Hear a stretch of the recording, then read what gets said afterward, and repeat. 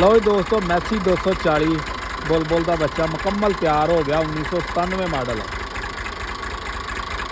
तो नदीम साहब खुद ड्राइव कर रहे हैं माशाअल्लाह, क्योंकि घर वालों का कहना सी नदीम साहब तुसीं अपने हथों में एक दफ़ा इनू चलाओ।